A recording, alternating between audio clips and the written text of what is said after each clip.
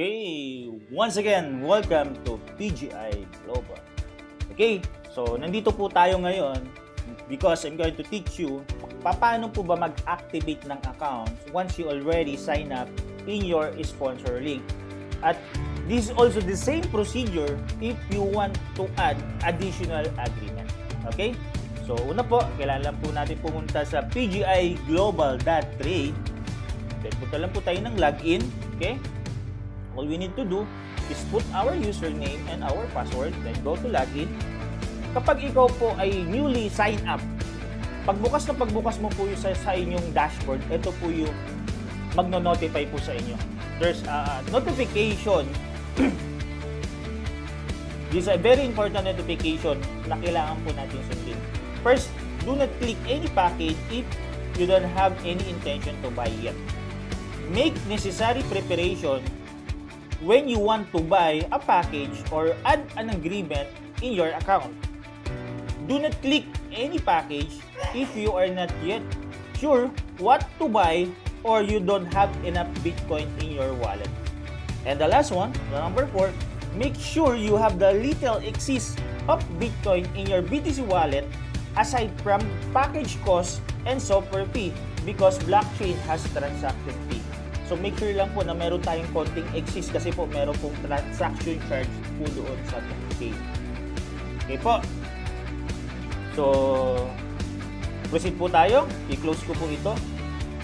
Then make sure lang po na once nakapag-sign up po kayo doon sa inyong sponsor, within 24 hours is ma-fund po natin yung ating account. Kasi po, mag-i-expire po yan. Pag hindi po kayo nakapag-fund within 24 hours, yung account po ninyo is ma-expire, hindi na po kayo makakapag-login. So, madali lang naman po yun. Just in case, inabutan po kayo ng expiration, tingin nyo lang din po uli yung sponsor link po ng inyong sponsor at mag-register po kayo ulit. Okay? So, ngayon po, isasalik ko po dito yung silver package. So, automatically po, ang system, mag-generate po siya ng computation.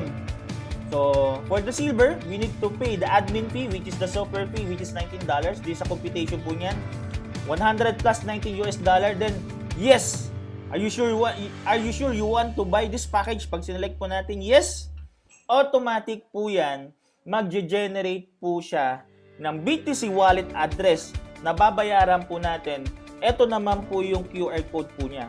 At makikita po natin, this is the real-time value of Bitcoin. In Bitcoin po, yung exact amount po ng $119 US. Real-time po yan. Then meron po ditong red tag na napaka-importante po itong nating sundin. Ano po ba yung nakalagay dito? If you send any other Bitcoin amount, the system will ignore it. So, ibig pong sabihin, kung magkano po dito yung kinakailangan natin, kailangan po sakto. O, hindi po sobra, hindi po kulang, dapat po tama. Kung ito po ay 0, 1, 2, 3, 4, 1, 5, 7, kailangan yan po yung babayaran natin na Bitcoin. Pero pag ang ginawa po natin, i-round off po natin, ginawa natin 0, 1, 3, hindi po yung i-accept po ng system. So make sure po na tama daw po siya. Okay, so proceed na po natin paano natin gawin. Once na nag-generate na po siya ng exact Bitcoin na kailangan po nating bayaran. At nandito na rin po yung kanyang Bitcoin wallet address na pagpapandingan. Okay? So ngayon, all we need to do is pumasok po dun sa ating Bitcoin wallet account. So right now, I'm using my coins.ph. I already funded my account para i-fund po itong account na to. Okay? So punta ka lang ng BTC, then send. So all you need to do is copy nyo po yung na-generate. Ito po, kailangan nyo po itong i-copy kung magkano po ito. Yan. If you're using your cellphone, you can scan po dito. Pwede nyo po yung i-scan. So copy po natin itong Bitcoin po na ito. Paste po natin. Ito yung amount. Okay? Then dito naman po, copy naman po natin yung Bitcoin wallet. Yan. Copy. Then paste. So double check kung tama po yung babayaran natin na Bitcoin, 0.01234,157. So double check nyo po. Dapat tama po yan. Then check nyo rin po yung BTC wallet address kung tama. So pwede nyo pong i-double check kasi 34 numbers and characters po ito. Para mabilis lang po, kahit i-check nyo lang po yung unahan at saka yung dulo. Ito, 32, then FA yung dulo. 32, FA, so tama po ito. Tapos, lagay lang po tayo ng notification. Ito lang, PGI. Okay? Then, meron po tayong 3 option ng transaction charge. So, para po mabilis, ako, I'm going to select the high para mabilis po siyang ma-activate o ma-process. Okay? So, ito po yung total na babayaran. Kaya po, meron pong notification doon. At least kahit pa paano daw merong extra. Kasi po, mayroong transaction charge po ito. Okay? So, continue lang po natin. Okay, we just need to put our authenticator.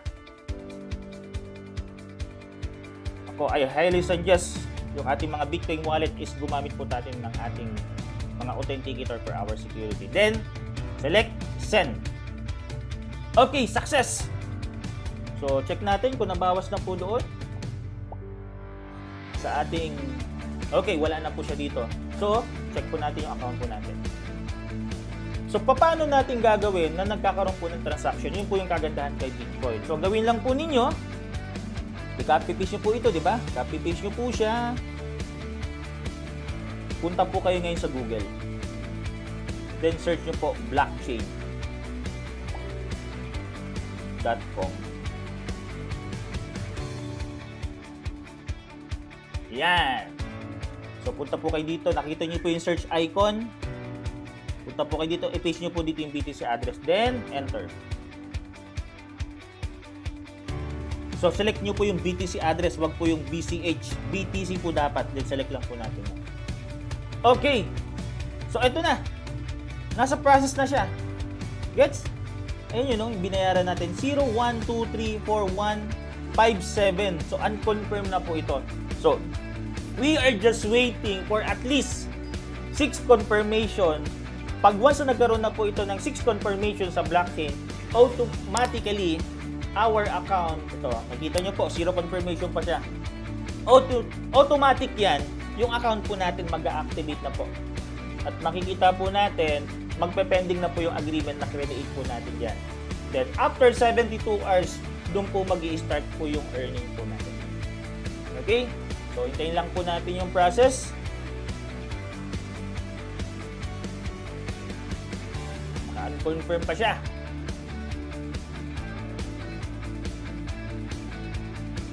A few moments later. Okay, we got the one confirmation already.